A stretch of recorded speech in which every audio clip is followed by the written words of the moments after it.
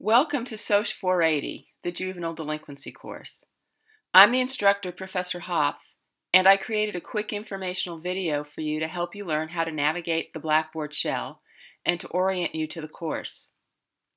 In this video, I'll show you where different items are in Blackboard and how to find important course documents for the class. I'll also explain some of the more important aspects of the course. To start out with this course, you should go to the Start Here tab, located over on the left side of Blackboard. And you'll find there are a couple of documents. Read the Read Me First document to give you an overview of how the course is arranged and some of the more important items that you'll need to be successful in the course. Then you can also go down to the course menu legend. That tells you where some of the different important items are located in the course, what tabs to look for. The next thing that you should do is go to the syllabus. When you get to that tab, click on the file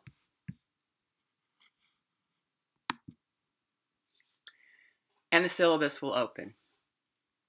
Some of the important aspects of the syllabus include where we meet, what times and what days, where my office hours are, and that's actually in room 122 of Lutz Hall, my email address,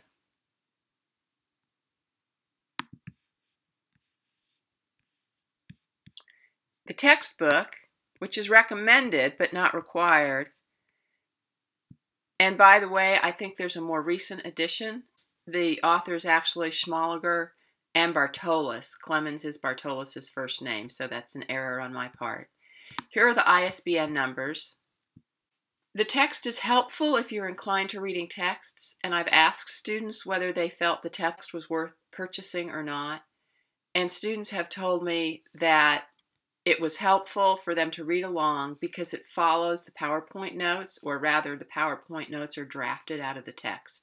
So if you're a person who reads texts, purchasing it might be of value for you. You can purchase it as an e-copy, as a used text, as a textbook, or you can do a textbook rental. The other two items that are required are a reader, which is called There Are No Children Here by Kotlowitz. I do want to advise students that there is a movie version that is available. That is a very, very bad choice for reviewing the text. There will be quiz questions that come directly out of the text, and the movie does not go into the depth or give you the true understanding that the reader does. There are also study guides that are available, and again, I discourage students from trying to read or review this book by using the study guides, because the study guides also do not provide the depth that you will be tested on for the quizzes. So if you want to do well on the quizzes, you're going to need to purchase the book and read the books according to the syllabus. The other item that is critical for your success is the course pack that's available at Gray's Bookstore. You must purchase this course pack as soon as possible. It has all the lecture notes in it. It also has a set of juvenile court statistics that are about 75 pages long that are printed within it. The majority of the quiz questions come from my lectures. All of the lectures have PowerPoint slides that follow along the lines of the lectures. If you want to be able to do well on the quizzes, you simply have to have a copy of the course pack. So don't delay purchasing that. I will provide the first 2 weeks' worth of lecture notes online via PowerPoints, but after that it's expected that students by the 3rd week will have purchased the course pack and will have copies of weeks 3 and forward throughout the semester. The course pack is available only at Gray's College Bookstore. That's at 4th Street. Here's the information on where Gray's is located. You can find them on the net. You can order your materials from Gray's, and they will ship them to you if you can't make it to the bookstore.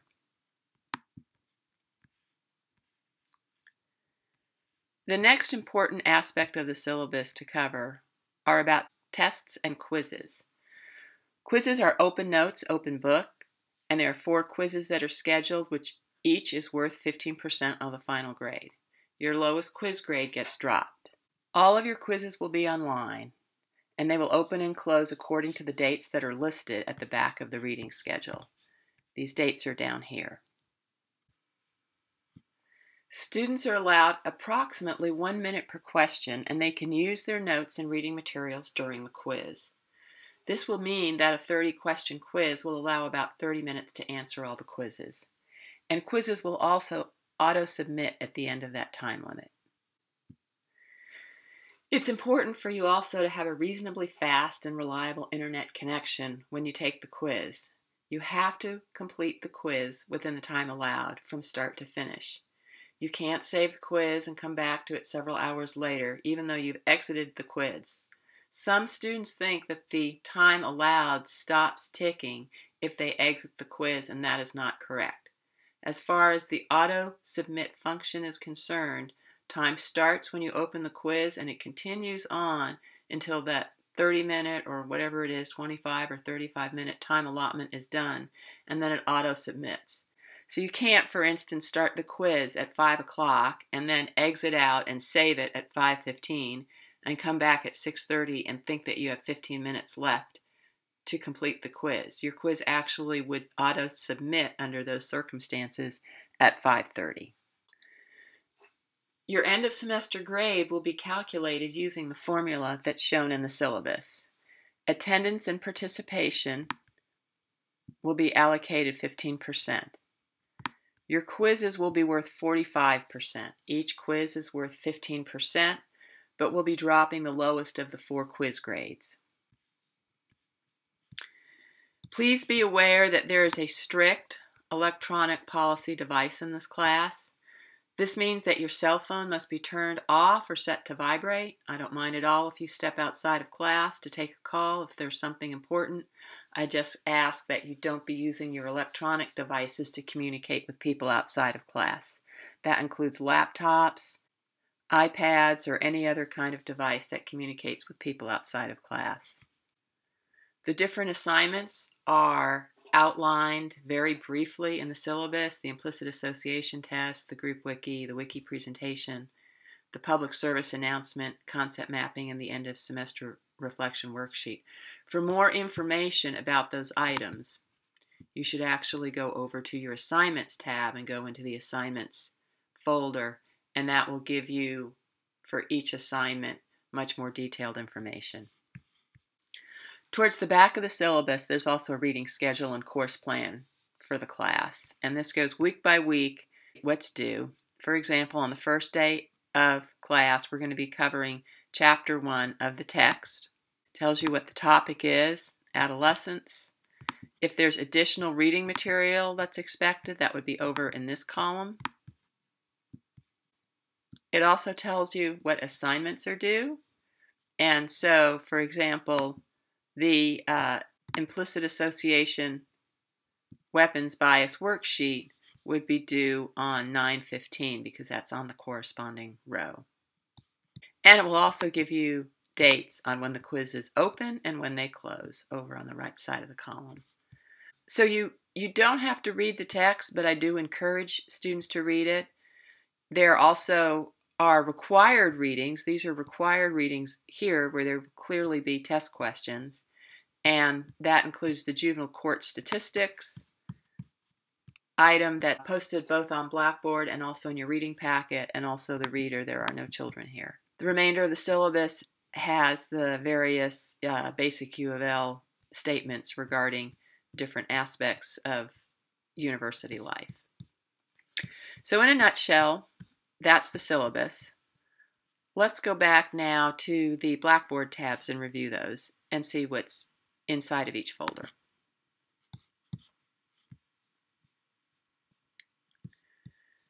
Announcements for anything that's occurring in class that you need to be aware of will be posted here. Faculty information regarding contacting me via email or meeting me during my office hours is placed in faculty information.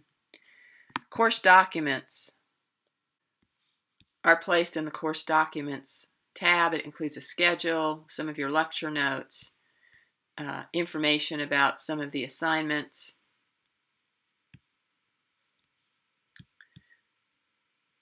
Your lectures will be taped in both an MP3 format and also taped via Tegrity.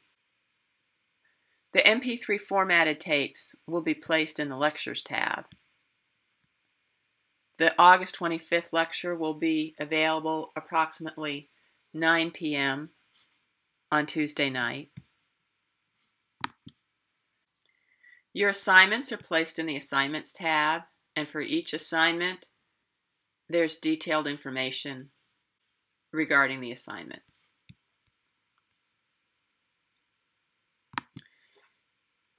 You'll be doing wiki group projects during the semester, and you're supposed to sign up for your wiki group project by September 22nd.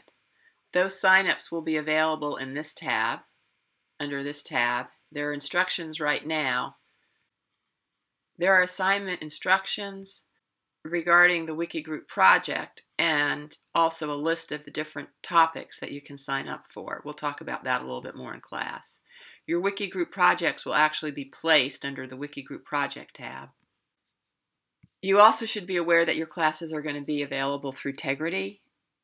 So you can go to the Tegrity Classes tab if you want to watch the PowerPoint slides as they're being shown in class, and also the audio that is captured while I'm talking about the PowerPoint slides. Don't forget that it's really important for you to go to Gray's Bookstore and get your course pack purchased as soon as possible. And we'll see you in class Tuesday night.